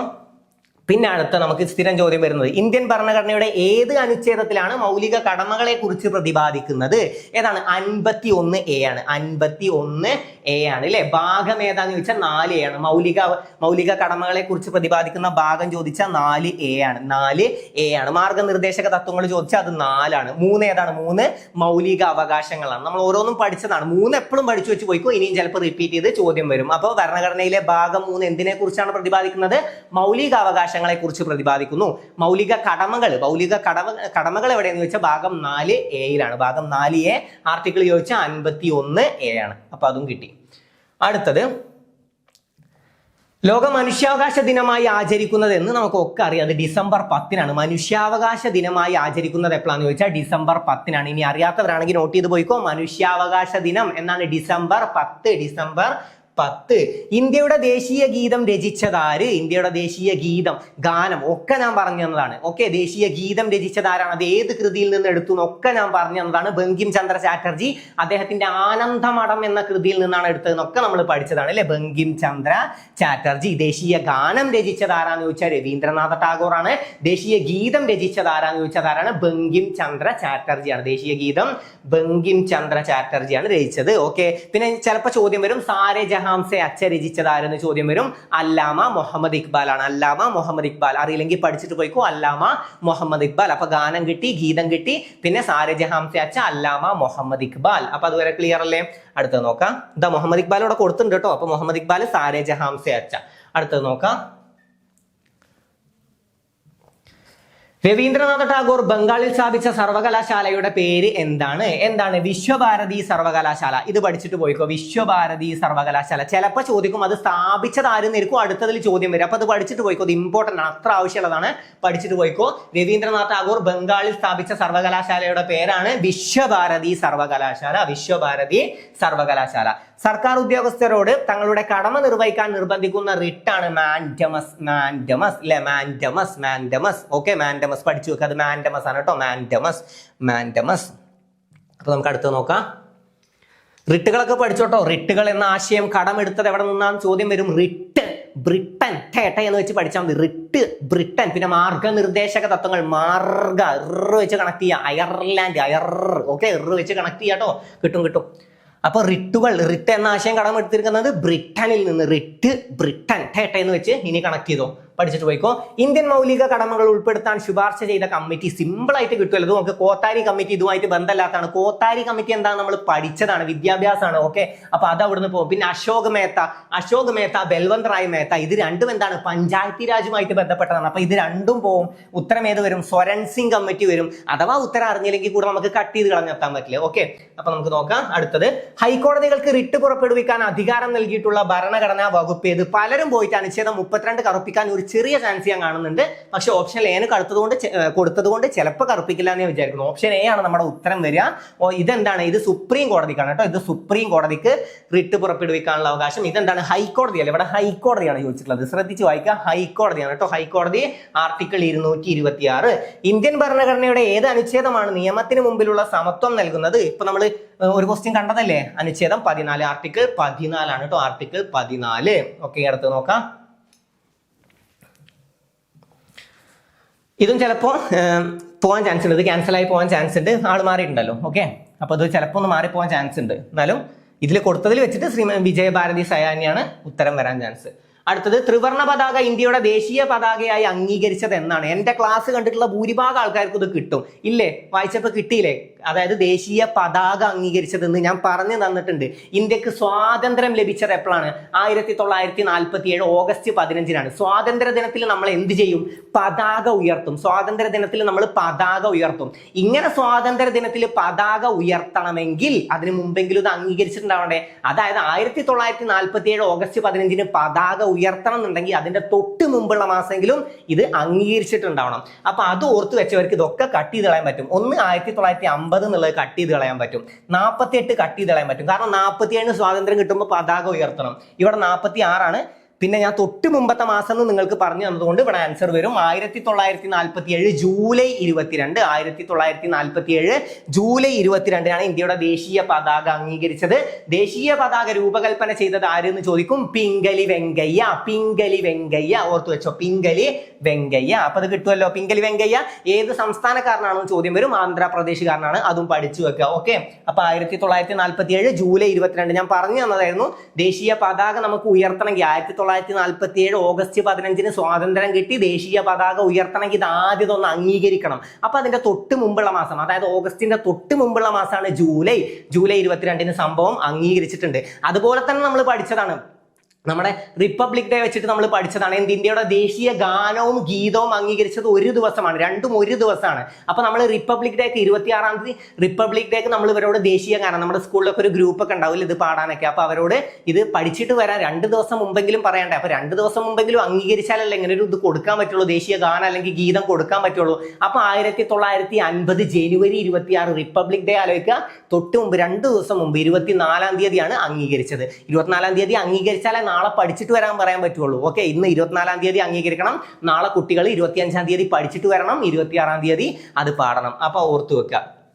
കേരളത്തിലെ ആദ്യത്തെ ജലവൈദ്യുത പദ്ധതിയായ പള്ളിവാസൽ ഏത് നദിയിലാണ്? മുതിരപ്പുഴയിലാണ് കേട്ടോ. പള്ളിവാസൽ മുതിരപ്പുഴയിലാണ്. ഓപ്ഷൻ എ ആണ് ഉത്തരം. പള്ളിവാസൽ മുതിരപ്പുഴയിലാണ്. അടുത്ത നോക്കാം. നീലവിപ്ലവം ഏത് മേഖലയുമായി ബന്ധപ്പെട്ടിരിക്കുന്നു? നീലവിപ്ലവം ഏതാണ്? മത്സ്യം. നീലവിപ്ലവം മത്സ്യമായി ബന്ധപ്പെട്ടതാണ് കേട്ടോ. നീലവിപ്ലവം മത്സ്യമായി ബന്ധപ്പെട്ടതാണ്. നീലവിപ്ലവം മത്സ്യം. ഓക്കെ. കേരളത്തിലെ ആദ്യത്തെ മാതൃകാ മത്സ്യബന്ധന ഗ്രാമം ഏതാണ്? കുമ്പളങ്ങിയാണ് ഉത്തരം.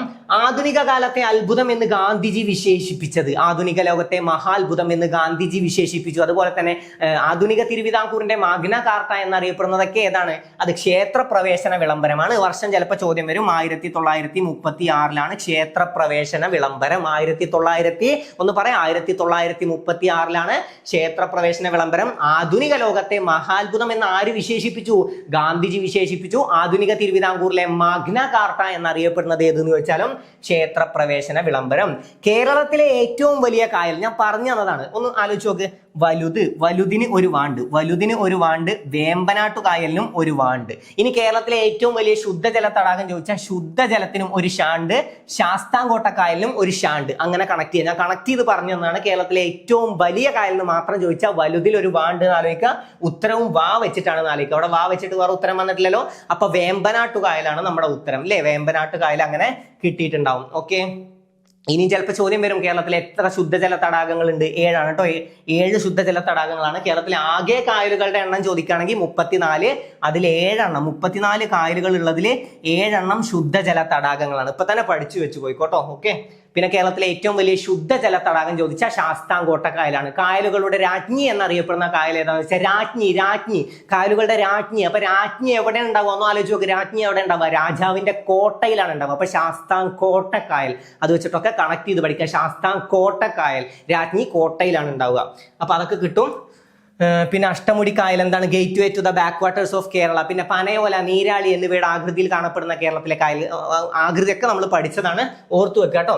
കേരളത്തിൽ നിന്നും ആദ്യമായി ഒളിമ്പിക്സിൽ പങ്കെടുത്ത വനിത, പലർക്കും MD വത്സമയിലേക്ക് ഉത്തരം പോയിട്ടുണ്ട്. MD വത്സമ എന്താണ്? ഏഷ്യൻ ഗെയിംസ് അല്ലേ? MD വത്സമ ഏഷ്യൻ ഗെയിംസ് ആണ്. Asian games.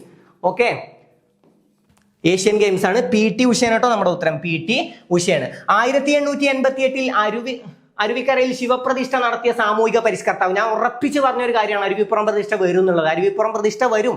ഓക്കെ, അരുവിപ്പുറം പ്രതിഷ്ഠ നടന്ന വർഷമാണ് എപ്പോഴും ചോദിക്കാറുള്ളത്. പക്ഷെ ഇവിടെ ചോദിച്ചിട്ടുള്ളത് സാമൂഹിക പരിഷ്കർത്താവ് ആരാന്നാണ്? ശ്രീനാരായണ ഗുരുവാണ്. നമ്മൾ പഠിച്ചതാണ് അല്ലെ? ശ്രീനാരായണ ഗുരു അരുവിപ്പുറം പ്രതിഷ്ഠ നടത്തി.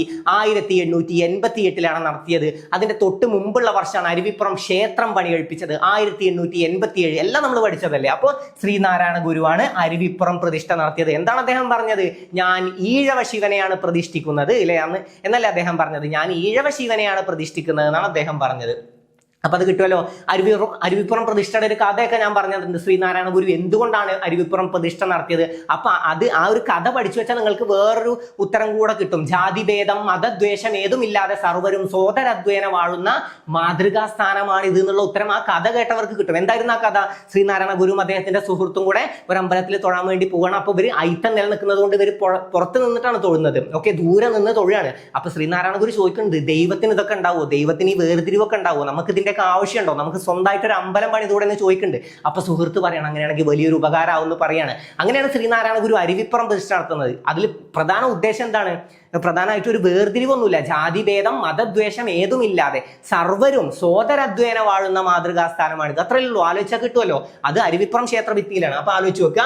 1888 ഈ വർഷം പഠിച്ചു വെച്ചോ. 1888 അരുവിപ്പുറം പ്രതിഷ്ഠ നടന്നത്. ചിലപ്പോൾ അതാവും അടുത്ത തവണ ചോദ്യം വരിക. പിന്നെ അരുവിപ്പുറം പ്രതിഷ്ഠാവേളയിൽ ഗുരു രചിച്ച കൃതി ചോദിക്കും. അതേതാണ്? ശിവശതകം. ഇവിടെ നോക്കുക. അരുവിപ്പുറം എവിടെ?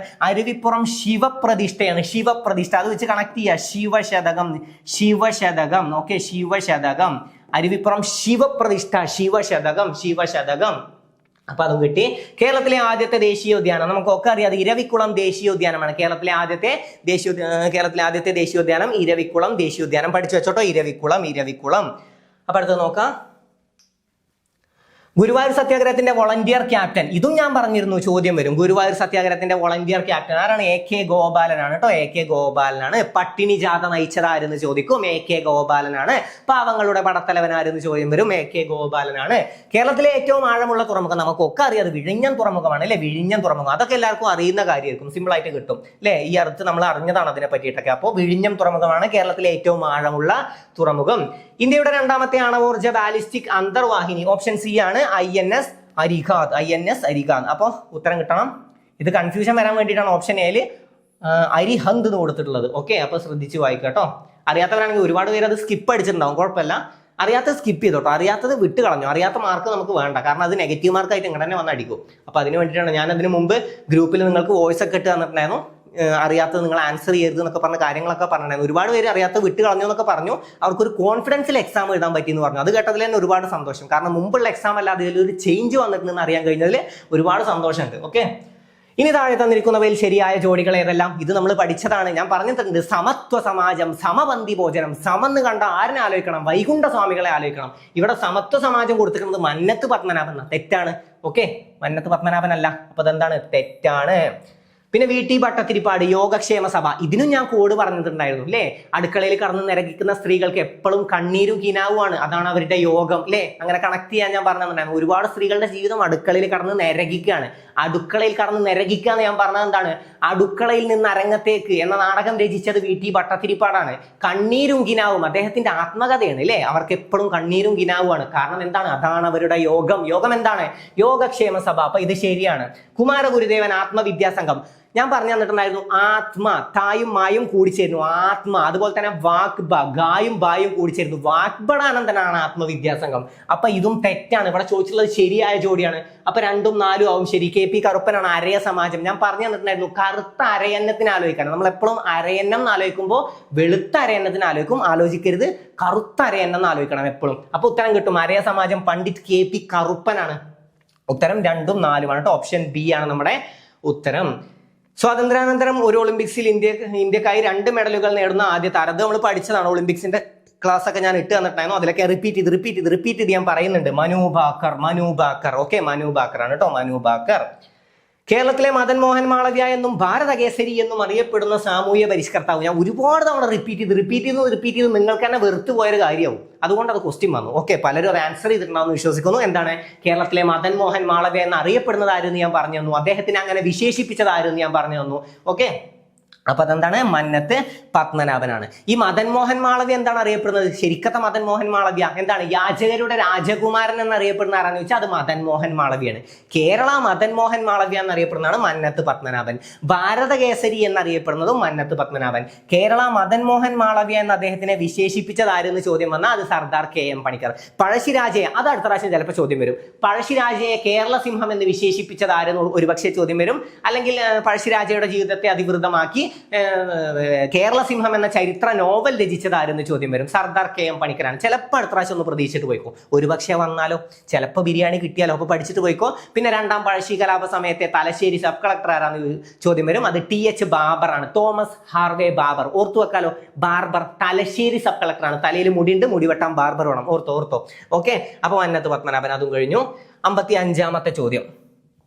55 ഇംഗ്ലീഷ് ഈസ്റ്റ് ഇന്ത്യ കമ്പനിക്കെതിരെ നടന്ന കേരളത്തിലെ ആദ്യത്തെ സംഘടിത കലാപം. ഞാൻ പറഞ്ഞിരുന്നു ഇതിൽ ചോദ്യം വരുന്നു. ഓക്കെ, ആദ്യത്തെ സംഘടിത കലാപം എപ്പോഴും ചോദ്യം വരും. പിന്നെ അല്ലെങ്കിൽ ചോദ്യം വരും ആറ്റിങ്ങൽ കലാപത്തിൽ വധിക്കപ്പെട്ട ബ്രിട്ടീഷ് ഉദ്യോഗസ്ഥൻ ആരെന്ന് ചോദ്യം വരും. ഉത്തരം ആറ്റിങ്ങൽ കലാപമാണ് കേട്ടോ. കേരളത്തിൽ ബ്രിട്ടീഷുകാർക്കെതിരെ നടന്ന ആദ്യ സംഘടിത കലാപം ഏതെന്ന് ചോദിച്ചാൽ ആറ്റിങ്ങൽ കലാപമാണ്. കേരളത്തിൽ ബ്രിട്ടീഷുകാർക്കെതിരെ നടന്ന, അല്ലെങ്കിൽ കേരളത്തിൽ നടന്ന ആദ്യ കലാപം, കേരളത്തിൽ ബ്രിട്ടീഷുകാർക്കെതിരെ നടന്ന ആദ്യ കലാപം ഏതാന്ന് ചോദിച്ചാൽ അത് അഞ്ചുതെങ്ങ് കലാപം. ആറ്റിങ്ങൽ കലാപം നടന്ന വർഷം ഒന്ന് പഠിച്ചു വെച്ചോ. എന്തായാലും വന്നാലേ പഠിച്ചിട്ട് പോയിക്കോ. 1721 ആറ്റിങ്ങൽ കലാപം. ഇവിടെ അഞ്ചുതെങ്ങ് കലാപം ഉണ്ടോ? ഇല്ല. അഞ്ചുതെങ്ങ് കലാപം 1697 1697 അഞ്ചുതെങ്ങ് കലാപം. പഴശ്ശി കലാപം കൊടുത്തിട്ടുണ്ട്. പഴശ്ശി കലാപം 2 ഘട്ടങ്ങളായിട്ടാണ് നടന്നത് അല്ലേ? 1793 മുതൽ 97 വരെ 1ാം ഘട്ടം, 800 മുതൽ 805 വരെ 2ാം പഴശ്ശി കലാപം. അങ്ങനെ 2 ഘട്ടങ്ങളിലായിട്ടാണ് നടന്നത്. ഇനി പഴശ്ശി കലാപങ്ങളുടെ കാലഘട്ടം ചോദിച്ചാൽ 1793 മുതൽ 1805 വരെ. ഓക്കെ, പഴശ്ശിയെ സഹായിച്ച കുറിച്യരുടെ നേതാവ് ചോദിക്കും. അത് തലക്കൽ ചന്തു ആണ്. തലക്കൽ ചന്തു. കുറിച്യ കലാപത്തിന് നേതൃത്വം നൽകിയത് ആരെന്ന് ചോദിക്കും. അത് രാമൻ നമ്പിയാണ്. കുറിച്യ കലാപം നടന്ന വർഷം 1812 ആണ്. പഠിച്ചു വെച്ചോ. കുറിച്യ കലാപത്തിന്റെ മുദ്രാവാക്യം വട്ടത്തൊപ്പിക്കാരെ പുറത്താക്കുക. അതും പഠിച്ചു വെച്ചോ. പൊയ്കൽ യോഹന്നാനുമായി ബന്ധപ്പെട്ട് താഴെ പറയുന്നവയിൽ ശരിയായ പ്രസ്താവനകൾ ഏതെല്ലാം? ഏതൊക്കെയാണ്? C ആണ് കേട്ടോ. 2ഉം 4ഉം ആണ് ശരി. ഓക്കെ, കുമാരഗുരുദേവൻ എന്ന പേരിൽ അറിയപ്പെടുന്നു അല്ലെ? പൊയ്കൽ യോഹന്നാനെ പറ്റി നമ്മൾ എപ്പോഴും പഠിക്കുന്നതാണ്. കുമാരഗുരുദേവൻ എന്നറിയപ്പെടുന്നത് ആരെന്ന് ചോദിച്ചാൽ പൊയ്കൽ യോഹന്നാനാണ്. പിന്നെ 4ഉം ഓപ്ഷൻ ശരിയാണ്. ഓക്കെ, 2ഉം 4ഉം ആണ് ശരി. അടുത്ത നോക്കാം. കാവ്യവും കമണ്ഡലവും ഇല്ലാത്ത സന്യാസി, കാവ്യവും കമണ്ഡലവും ഇല്ലാത്ത സന്യാസി എപ്പോഴും പറഞ്ഞു തരുന്നതാണ്. കാവ്യവും കമണ്ഡലവും ഇല്ലാത്ത സന്യാസി, കാഷായം ധരിക്കാത്ത സന്യാസി, ഷൺമുഖദാസൻ, സർവ്വവിദ്യാധിരാജൻ, ബാലഭട്ടാരകൻ, ശ്രീഭട്ടാരകൻ ഒക്കെ ആരാണ്? ചട്ടമ്പി സ്വാമികളാണ്. ഓക്കെ, ചട്ടമ്പി സ്വാമികൾ കാവ്യവും കമണ്ഡലവും ഇല്ലാത്ത സന്യാസി, കാഷായം ധരിക്കാത്ത സന്യാസി, പിന്നെ ഷൺമുഖദാസൻ എന്നറിയപ്പെടുന്നത്, പിന്നെ അദ്ദേഹത്തിന്റെ യഥാർത്ഥ നാമം ചോദിച്ച അയ്യപ്പൻ, അദ്ദേഹത്തിന്റെ ബാല്യകാല നാമം ചോദിച്ച കുഞ്ഞൻപിള്ള ഒക്കെ നമ്മൾ പഠിച്ചതാണ്. ഓക്കെ, ഉത്തരം എന്താണ്? ചട്ടമ്പി സ്വാമികളാണ്. ഓക്കെ, ചട്ടമ്പി സ്വാമികളാണ് കേട്ടോ, ചട്ടമ്പി സ്വാമികൾ. ഇനി അടുത്തത് 54ാമത് ദാദാ സാഹേബ് ഫാൽക്കെ പുരസ്കാരം നേടിയ വ്യക്തി ആരാണ്? മിഥുൻ ചക്രവർത്തിയാണ്. മിഥുൻ ചക്രവർത്തി. അതും ജസ്റ്റ് ഒന്ന് ആൻസർ ചെയ്ത് പോവാ. ചിലപ്പോൾ പലരും അത് വിട്ട് കളഞ്ഞിട്ടുണ്ടാവും. ഓക്കെ, ചിലപ്പോൾ കേട്ടിട്ട് പോലും ഉണ്ടാവില്ല. അപ്പൊ കാവ്യവും കമണ്ഡലം പഠിച്ചു വെക്കണേ. ചട്ടമ്പി സ്വാമികൾ, ചട്ടമ്പി സ്വാമികൾ. കൃതികളൊക്കെ ഓരോരുത്തരെയും പഠിച്ചു വെക്കണം കേട്ടോ. ആത്മോപദേശ ശതകം, ദൈവദശകം, ശിവശതകം, ദർശനമാല, അതൊക്കെ ആരുടെയാണ്? ശ്രീനാരായണ ഗുരുവിന്റെ കൃതികളാണ്. വേദാധികാര നിരൂപണം, മോക്ഷപ്രദീപ ഖണ്ഡനം, ക്രിസ്തുമത ഛേദനം, ഇതൊക്കെ ആരുടെയാണ്? ഇതൊക്കെ ചട്ടമ്പി സ്വാമികളുടെ കൃതിയാണ്. വേദാധികാര നിരൂപണം പഠിച്ചു വെച്ചോ. സവർണർക്ക് മാത്രമല്ല അവർണർക്കും വേദം പഠിക്കാനുള്ള സ്വാതന്ത്ര്യം ഉണ്ട് എന്നതിനെ പറ്റി പ്രതിപാദിക്കുന്നത് എവിടെയാണ്? വേദാധികാര നിരൂപണം. ഇതിനെ പറ്റിയിട്ടാണ് സ്വാമി വിവേകാനന്ദൻ പറഞ്ഞത് തീ പോലുള്ള വാക്കുകൾ കത്തിപ്പോകാത്തത് ഭാഗ്യം. ഏതിലെ വാക്കുകളാണ്? വേദാധികാര നിരൂപണം എന്ന കൃതിയെ കുറിച്ചാണ് പറഞ്ഞത്. എന്താണ്? തീ പോലുള്ള വാക്കുകൾ കത്തിപ്പോകാത്തത് ഭാഗ്യം. ജാതിഭേദം മതദ്വേഷം ഏതുമില്ലാതെ, ഞാൻ ഇപ്പൊ പറഞ്ഞില്ല, കഥ ഓർത്തു വെച്ചാൽ നമുക്ക് കിട്ടും. ജാതിഭേദം മതദ്വേഷം ഏതുമില്ലാതെ സർവരും സോദരദ്വേന വാഴുന്ന മാതൃകാസ്ഥാനമാണിത്. അരുവിപ്പുറം ക്ഷേത്രഭിത്തിയിലാണ് എഴുതി വെച്ചിട്ടുള്ളത്. അരുവിപ്പുറം ക്ഷേത്രഭിത്തിയിലാണ്. ഉപ്പ് സത്യാഗ്രഹത്തിന്റെ ഭാഗമായി കേരളത്തിൽ ആദ്യമായി ഉപ്പ് കുറുക്കൽ സമരം നടന്ന സ്ഥലം പയ്യന്നൂരാണ്. പയ്യന്നൂരിൽ ഉപ്പ് സത്യാഗ്രഹത്തിന് നേതൃത്വം നൽകിയത് ആരാണ്? പയ്യന്നൂരിൽ ഉപ്പ് സത്യാഗ്രഹത്തിന് നേതൃത്വം നൽകിയത് കേളപ്പനാണ് അല്ലെ. ഉപ്പ് സത്യാഗ്രഹം നടന്ന വർഷം 1930. ഉഗുനി ഇത് കണ്ടോ, ഉഗുനി ഇങ്ങനെ പഠിച്ചു വെക്കാൻ ഞാൻ പറഞ്ഞിട്ടുണ്ടായിരുന്നു. ഉഗുനി ഉപ്പ് സത്യാഗ്രഹം. അത് കഴിഞ്ഞാൽ 31 എന്താ? ഗുരുവായൂർ സത്യാഗ്രഹം. 32 നിവർത്തന പ്രക്ഷോഭം അല്ലേ. തിരുവിതാംകൂർ പബ്ലിക് സർവീസ് കമ്മീഷൻ വരാൻ കാരണമായത് നിവർത്തന പ്രക്ഷോഭം. അതൊക്കെ ഒന്ന് പഠിച്ചു വെച്ചോ. അപ്പോൾ അതും ക്ലിയർ ആയി. ഇനിയാണ് നമുക്ക് ടഫായിട്ട് വന്നത് അല്ലേ. നമ്മുടെ സയൻസ് പലർക്കും നല്ല രീതിയിൽ ടഫായിട്ടുണ്ട്. ഒരുപാട് മെസ്സേജുകൾ വന്നു, സാറെ സയൻസ് ഒന്നും ചെയ്യാൻ പറ്റില്ല, അതുവരെ കണ്ടിട്ട് പോലും ഇല്ലാത്ത ചോദ്യങ്ങളാണ് വന്നതൊക്കെ. അപ്പോൾ ഉത്തരങ്ങൾ പറഞ്ഞു പോവാം. 61ാമത്തെ ചോദ്യം ഓപ്ഷൻ സി ആണ് കേട്ടോ ഉത്തരം. താഴെ തന്നിരിക്കുന്നവയിൽ മനുഷ്യനിൽ സെർവിക്കൽ ക്യാൻസറിനു കാരണമാകുന്ന വൈറസ് ഏതെന്ന് ചോദിച്ചാൽ ഏതാണ്? ഹ്യൂമൻ പാപ്പിലോമ വൈറസ് ആണ്. Human papilloma virus. Option C ആണ് കേട്ടോ ഉത്തരം. ഓപ്ഷൻ സി ആണ്. അടുത്ത ചോദ്യം 62ാമത്തെ ചോദ്യം. കേരളത്തെ അംഗപരിമിത സൗഹാർദ്ദ സംസ്ഥാനമാക്കുക എന്ന ലക്ഷ്യത്തോടെ ആരംഭിച്ച ആരോഗ്യക്ഷേമ പദ്ധതിയാണ് അനുയാത്ര. ഓപ്ഷൻ സി ആണ് ഉത്തരം. അനുയാത്ര. ഇനി 63ാമത്തെ ചോദ്യം ഓപ്ഷൻ സി ആണ് ഉത്തരം. 63 ഓപ്ഷൻ സി ആണ്. നിങ്ങൾ ഇനി ക്വസ്റ്റ്യൻ വായിച്ചിട്ടൊന്ന് വേഗം ആൻസർ ചെയ്ത് പോവാം. നമുക്ക് മാത്സ് ഒക്കെ വേഗം ഒന്ന് പറഞ്ഞു തരാം കേട്ടോ. മാത്സും ഇതൊക്കെ വേഗം പറഞ്ഞുതരാം. ഓക്കെ, അപ്പൊ ഇത് ഓപ്ഷൻ സി ആണ് 63. പിന്നെ വിറ്റാമിൻസിന്റെ ക്ലാസ് നമ്മൾ എടുത്തതായിരുന്നു. വിറ്റാമിൻ B12 അപര്യാപ്തത മൂലം ഉണ്ടാകുന്ന രോഗമാണ് megaloblastic anaemia. Okay, megaloblastic anaemia. Vitamin സിയുടെ അപര്യാപ്തത മൂലം ചോദിച്ചാൽ അത് സ്കർവിയാണ്. സ്കർവി, നാവികരുടെ പ്ലേഗ് എന്നറിയപ്പെടുന്ന സ്കർവിയാണ്. വിറ്റാമിൻ എയുടെ അപര്യാപ്തത ആണെങ്കിൽ സിറോഫ്താൽമിയ, നിശാന്തത എന്നീ രോഗങ്ങളൊക്കെയാണ്. വിറ്റാമിൻ ബിയുടെ അപര്യാപ്തത മൂലമാണ് ബെറി. വിറ്റാമിൻ ബിയുടെ അപര്യാപ്തത മൂലം ഉണ്ടാകുന്ന രോഗമാണ് ബെറി. ഓക്കെ, അതൊക്കെ ജസ്റ്റ് ഒന്ന് ഓർത്തു വെക്കാം കേട്ടോ. തന്മാത്ര തലത്തെ ജീവികളെ തിരിച്ചറിഞ്ഞ് വർഗീകരിക്കുന്ന സാങ്കേതിക വിദ്യ ഏത് പേരിൽ അറിയപ്പെടുന്നു? ഓപ്ഷൻ എ ആണ് ഉത്തരം. DNA barcoding. ഓപ്ഷൻ എ ആണ് നമ്മുടെ ഉത്തരം. അടുത്ത ചോദ്യം നോക്കാം. താഴെ പറയുന്നവയിൽ ഏതു ഹോർമോൺ ആണ് കൃത്യമായ പ്രജനന കാലഘട്ടമുള്ള ജീവികളിൽ ലൈംഗിക പ്രവർത്തനങ്ങൾ നിയന്ത്രിക്കുന്നത്? ഏതാണ്? മെലാറ്റോണിൻ ആണ് കേട്ടോ. ഓപ്ഷൻ ഡി ആണ് ഉത്തരം. ഇനി 67ാമത്തെ ചോദ്യം ഓപ്ഷൻ ബി ആണ് ഉത്തരം. ബ്രയോഫൈറ്റ് ആണ് ഉത്തരം. പിന്നെ ഇത് 270 മുതൽ 280 വരെ ദിവസം. മനുഷ്യന്റെ പൂർണ്ണകാല ഗർഭത്തിന്റെ കാലയളവ് എത്രയെന്ന് ചോദ്യം വന്നാൽ 270 മുതൽ 280 വരെ. ഓക്കെ, ഇതിൽ ഭൂരിഭാഗം ചിലപ്പോൾ പലരും സ്കിപ്പ് ചെയ്ത് കളഞ്ഞിട്ടുണ്ടാവും. നെഗറ്റീവ് വരാണ്ട് നോക്കിയാൽ മതി. സ്കിപ്പ് ചെയ്താലും വലിയ കുഴപ്പമില്ല, പലർക്കും അതൊക്കെ തെറ്റിയിട്ടുണ്ടാവും. ഓക്കെ, പിന്നെ ഇതിന്റെ ഉത്തരം പ്രസ്താവനകളെല്ലാം ശരിയാണ് കേട്ടോ. ഇതിൽ 69 എല്ലാം ശരി. ഇത് മിക്കവാറും എല്ലാവരും വിട്ട് കളഞ്ഞിട്ടുണ്ടാവും. ഇത് എല്ലാവരും എന്തായാലും സ്കിപ്പ് ചെയ്ത് കളഞ്ഞിട്ടുണ്ടാവും. ഷുവറാ, ഭൂരിഭാഗം ആൾക്കാരും സ്കിപ്പ് ചെയ്ത് കളഞ്ഞിട്ടുണ്ടാവും. ഇനി അടുത്ത ചോദ്യം. താഴെ തന്നിരിക്കുന്നവയിൽ കേരള കാർഷിക സർവകലാശാല വികസിപ്പിച്ചെടുത്ത ഗുണമേന്മയുള്ള കൂണിനം ഏതാണ്? സ്വാതിയാണ് കേട്ടോ. പിന്നെ 71ാമത്തെ ചോദ്യം ഓപ്ഷൻ എ ആണ് ഉത്തരം. ഓപ്ഷൻ എ ആണ് കേട്ടോ. ഓപ്ഷൻ എ ആണ് ഉത്തരം. 71 ഓപ്ഷൻ എ ആണ്. 71 ഓപ്ഷൻ എ. 72 ഓപ്ഷൻ സി ആണ്. 72 ഓപ്ഷൻ സി ആണ്. 72 ഓപ്ഷൻ സി. 72 ഓപ്ഷൻ സി ആണ് കേട്ടോ. 72 ഓപ്ഷൻ സി. പിന്നെ 73 ഓപ്ഷൻ എ ആണ്. ഇതൊക്കെ പലർക്കും ചിലപ്പോൾ കിട്ടുന്നതാവട്ടോ. അതൊക്കെ ഒരുപാട് കേട്ടിട്ടുള്ള കാര്യമില്ല. ഇത് സിമ്പിൾ ആയിട്ട് ചിലപ്പോൾ ആൻസർ ചെയ്യാൻ പറ്റിയിട്ടുണ്ടാവും. സയൻസിൽ കുറച്ചേലും ഒരു സിമ്പിൾ ആയിട്ട് തോന്നിയിട്ടുണ്ടെങ്കിൽ ചിലപ്പോൾ ഇതൊക്കെ ആയിരിക്കും. പിന്നെ മറ്റേ വിറ്റാമിന്റെ ചോദ്യത്തിലും കുറച്ചെങ്കിലും ഒന്ന് ഒരു ആവറേജ് ടൈപ്പിൽ തലേക്ക് വന്നിട്ടുള്ളത്. ഓക്കെ, ബാക്കിയൊക്കെ നല്ല ടഫായിട്ട് പോയിട്ടുണ്ടാവും. പിന്നെ താഴെ പറയുന്നവയിൽ ഇതും ചിലപ്പോൾ പലരും കേട്ടിട്ടുണ്ടാവും. നമ്മൾ അയിരുകൾ പഠിച്ചിട്ടുണ്ട്, പക്ഷെ അയിരുകളെ പറ്റിയിട്ട് ഇങ്ങനെ ഡീറ്റെയിൽ ആയിട്ട് പഠിച്ചിട്ടില്ല അല്ലേ. ഓക്കെ, മെർക്കുറിയുടെ അയിരാണ് സിന്നബാർ നമ്മൾ പഠിച്ചിട്ടുണ്ട്. കാരണം സൗരയൂഥത്തിലെ ഏറ്റവും ചെറിയ ഗ്രഹമാണ് മെർക്കുറി, സിന്നഗ്രഹം. അത് വെച്ച് നമ്മൾ കണക്ട് ചെയ്ത് പഠിച്ചിട്ടുണ്ട്. സിന്നബാർ സിന്നഗ്രഹം അല്ലേ. അപ്പൊ അത് വെച്ചിട്ട് മെർക്കുറി പഠിച്ചിട്ടുണ്ട്. ഗ്രഹം വെച്ചിട്ട് കണക്ട് ചെയ്ത് പഠിച്ചതാണ്. പിന്നെ സിങ്ക്, കലാമില്ലേ. ഓക്കെ, കലാമിൻ, സിങ്കില് കാലിട്ടിട്ട് കഴുകുക എന്നൊക്കെ നമ്മൾ പഠിച്ചതാണ്. ഓക്കെ, അലുമിനിയം ബോക്സൈറ്റ്, അലുമിനിയത്തിന്റെ ബോക്സ് നമ്മൾ പഠിച്ചതാണ്. അലുമിനിയം ബോക്സൈറ്റ്, അതൊക്കെ നമുക്ക് ഓർമ്മയുണ്ട്. ഇവിടെ ഈ ചോദ്യം ഉത്തരം വരുന്നത് ഓപ്ഷൻ സി, സിന്നബാർ ആണ്. 75ാമത്തെ ചോദ്യം ഓപ്ഷൻ ഡി ആണ്. 75ാമത്തെ ചോദ്യം ഓപ്ഷൻ ഡി ആണ്. ഏതെങ്കിലും ചോദ്യത്തിൽ എന്തെങ്കിലും തിരുത്തുണ്ടെങ്കിൽ ഞാൻ കമന്റ് ബോക്സിൽ പിൻ ചെയ്ത് വെക്കാം കേട്ടോ. ഓക്കെ, പിന്നെ താഴെ തന്നിരിക്കുന്നവയിൽ ഊർജ്ജത്തിന്റെ യൂണിറ്റ് അല്ലാത്തത് ഏതാണ്? ഓപ്ഷൻ സി ആണ് കേട്ടോ. ഓപ്ഷൻ സി ആണ്. ഊർജ്ജത്തിന്റെ യൂണിറ്റ് അല്ലാത്തതാണ് ചോദിച്ചിട്ടുള്ളത്. ഏതാണ്? ഓപ്ഷൻ സി അല്ലേ. ഓപ്ഷൻ സി ആണ് ഉത്തരം. അടുത്തത് 77. 77ാമത്തെ ചോദ്യം ഓപ്ഷൻ എ ആണ് ഉത്തരം. ഓപ്ഷൻ എ ആണ് കേട്ടോ. ഓപ്ഷൻ എ ആണ്. 77ാമത്തെ ചോദ്യം ഉത്തരം ഓപ്ഷൻ എ ആണ്. Option A.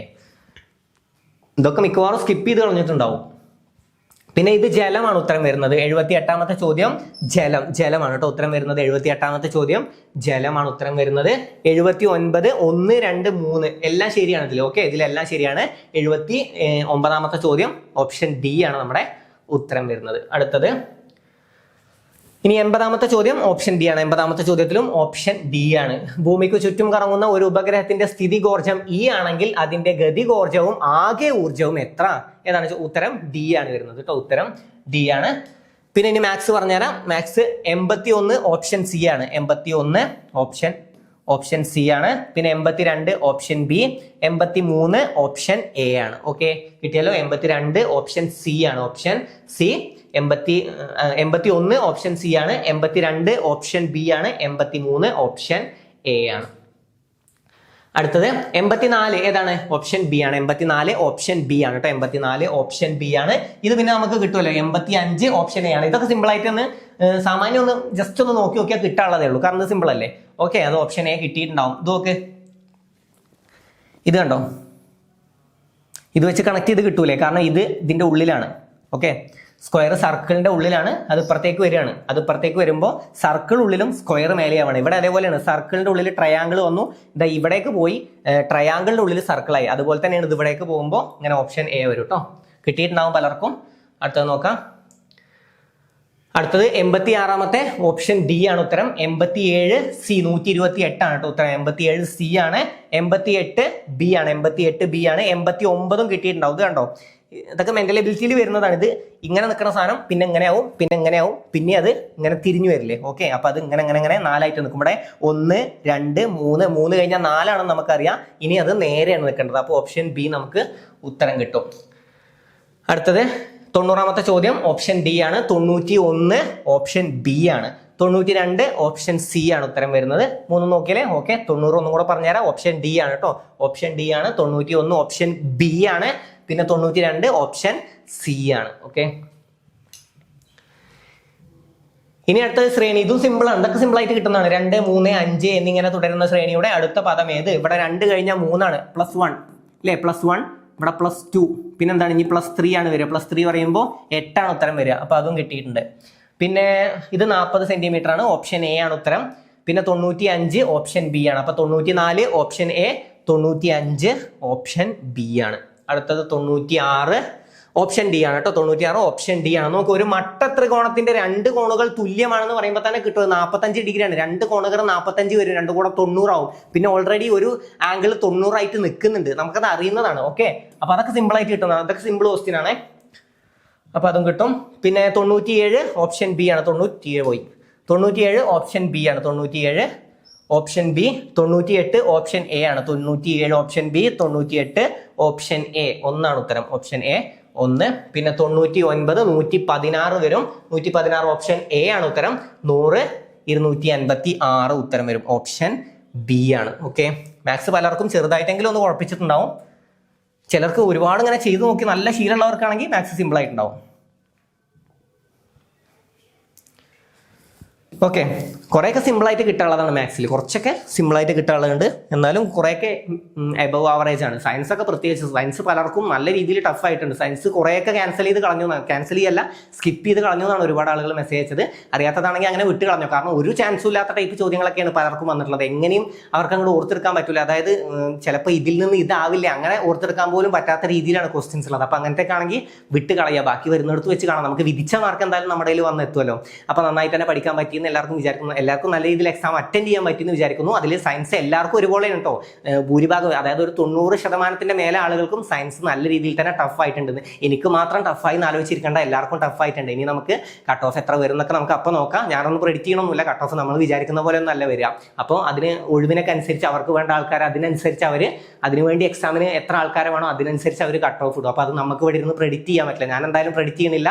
ഇനി ആർക്കെങ്കിലും പ്രഡിക്ഷൻ ഉണ്ടെങ്കിൽ കമന്റ് ബോക്സിൽ അറിയിച്ചോ. നിങ്ങൾക്ക് ക്ലാസ്സുകളൊക്കെ ഉപകാരപ്പെട്ടിട്ടുണ്ടാവും വിചാരിക്കുന്നു. GK ഒക്കെ ഒരുപാട് പേർക്ക് നല്ല രീതിയിൽ ഉപകാരപ്പെട്ടു എന്ന് നല്ല മെസ്സേജുകൾ വന്നിട്ടുണ്ട്. അതിലൊരുപാട് സന്തോഷമുണ്ട്. ഇനിയും നമ്മൾ GK ഇതുപോലെ അനുബന്ധ വിവരങ്ങളൊക്കെ നമുക്ക് ചെയ്തു പോവാം. അടുത്ത എക്സാം ആകുമ്പോഴേക്കും ഇതിലും നമുക്ക് പെർഫെക്റ്റ് ആയി പോവാം.